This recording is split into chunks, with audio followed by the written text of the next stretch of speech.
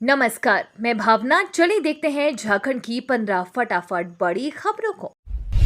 झारखंड में पंचायत प्रतिनिधियों के मानदेय व टीएडी के लिए 10 करोड़ जारी। झारखंड में पंचायत प्रतिनिधियों के मानदेय भुगतान और टीएडी के लिए दिशा निर्देश जारी हुआ है। पंचायती राज निदेशालय झारखंड ने इस संबंध में सभी जिलों के डीडीसी को लेटर जारी किया है। इसमें बताया गया कि पंचायतों के निर्वाचित जन प्रतिनिधियों का मानदेय, दैनिक भत्ता, यात्रा भत्ता का भुगतान करने के लिए 13 करोड़ रुपए दिए गए हैं। उपावंटन की गई राशि 24 जिलों के लिए 10 करोड़ 63 लाख 86 हजार रुपए है। इस राशि का उपयोग वित्तीय वर्ष 2023-24 के लिए किया जाना है।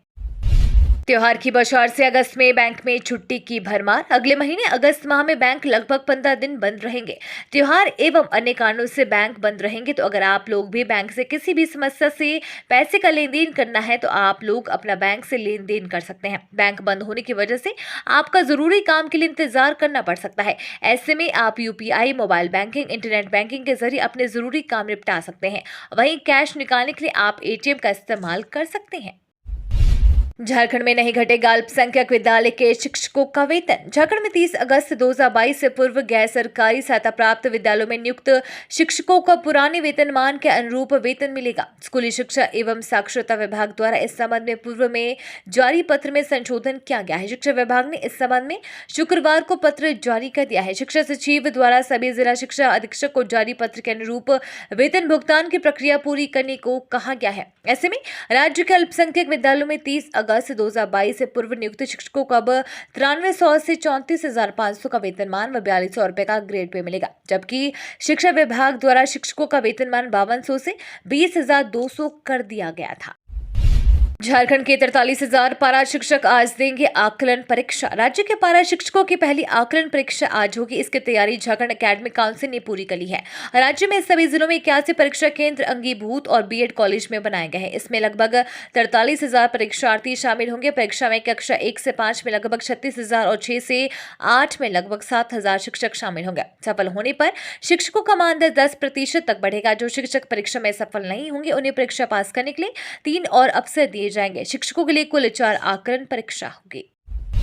नड्डा की नई टीम में रघुवर दास बने बीजेपी के राष्ट्रीय उपाध्यक्ष। लोकसभा चुनाव 2024 से पहले बीजेपी अध्यक्ष जेपी नड्डा ने पार्टी के केंद्रीय पदाधिकारियों की टीम में बदलाव किया है। नई सूची में राष्ट्रीय महामंत्री, राष्ट्रीय सह संगठन महामंत्री, कोषाध्यक्ष, सह कोषाध्यक्ष, 8 राष्ट्रीय महामंत्री, 13 राष्ट्रीय उपाध्यक्ष और 13 राष्ट्रीय सचिव शामिल है। राष्ट्रीय उपाध्यक्षों में झारखंड के पूर्व मुख्यमंत्री रघुवर दास और राष्ट्रीय सचिव में राज्य की मेयर आशा लकड़ा का नाम भी शामिल है। झारखंड के बोकारो में हाई टेंशन तार की चपेट में आने से ताजिया में हुई ब्लास्ट। झारखंड के बोकारो में शनिवार सुबह मोहर्रम का जुलूस निकालने के दौरान बड़ा हादसा हो गया। यहां हाई टेंशन लाइन की चपेट में आने से कुल 13 लोग बुरी तरह झुलस गए, जिसमें 4 लोगों की मौत हो गई है, जबकि 9 लोगों की हालत गंभीर बनी हुई है। जानकारी के मुताबिक बोकारो के बेरमो इलाके के खेतकों में घटना सुबह करीब 6 बजे हुई। सभी मोहर्रम में ताजिया लेकर जा रहे थे। माकपा नेता सुभाष मुंडा हत्याकांड में पुलिस का एक्शन, 50 लोगों के मोबाइल फोन जब्त। माकपा नेता व जमीन कारोबारी सुभाष मुंडा हत्याकांड में पुलिस की तफ्तीश तेज हो गई है। मामले में पुलिस ने 10 लोगों को हिरासत में लिया है। इनसे पूछताछ की जा रही है। इसके अलावा 50 भू माफिया को भी पुलिस ने उठाया। पूछताछ के बाद इन्हें पीआर बॉन्ड पर छोड़ दिया गया। हालांकि इनके मोबाइल फोन को जब्त कर लिया गया है। टेक्निकल सेल से जांच के बाद फोन लौटाए जाएंगे।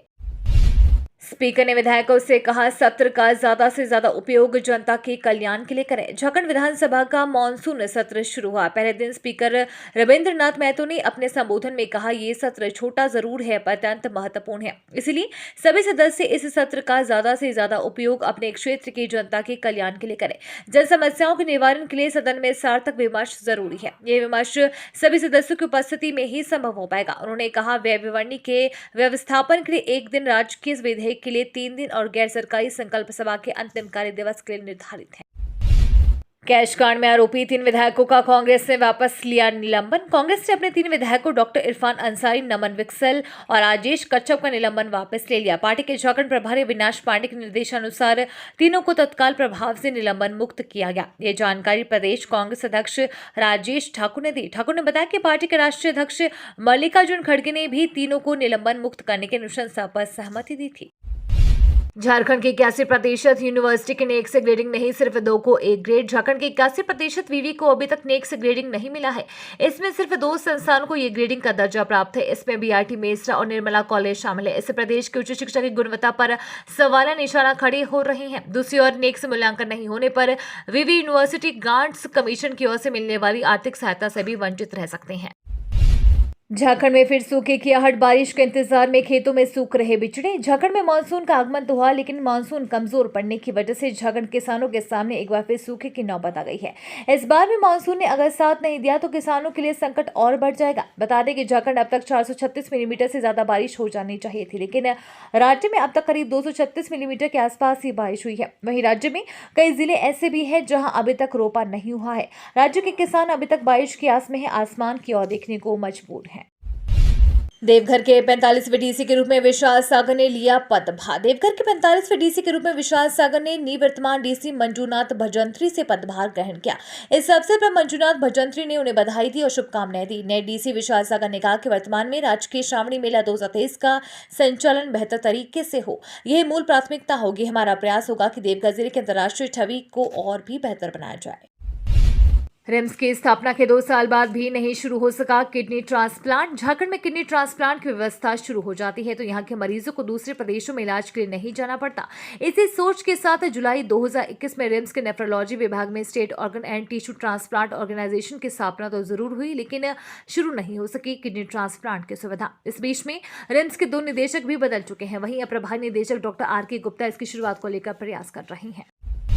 झारखंड के इन 5 जिलों को नक्सल मुक्त घोषित करने की हो रही तैयारी। झारखंड के 5 जिले धनबाद, दुमका, पूर्वी सिंहभूम, हजारीबाग और पलामू अब नक्सलवाद से पूरी तरह मुक्त घोषित किए जाएंगे। इन जिलों को SRE की योजना से बाहर भी किया जा सकता है। केंद्रीय गृह मंत्रालय के अधिकारियों की बैठक में उक्त जिलों को नक्सलवाद मुक्त घोषित करने की अनुशंसा करने का फैसला हुआ है। वहीं गिरिडीह, गुमला, लातेहार, लोहरदगा व पश्चिमी सिंहभूम फिलहाल नक्सलवाद प्रभावित जिलों में शामिल रहेंगे और इन्हें SRE योजना में शामिल रखा जाएगा।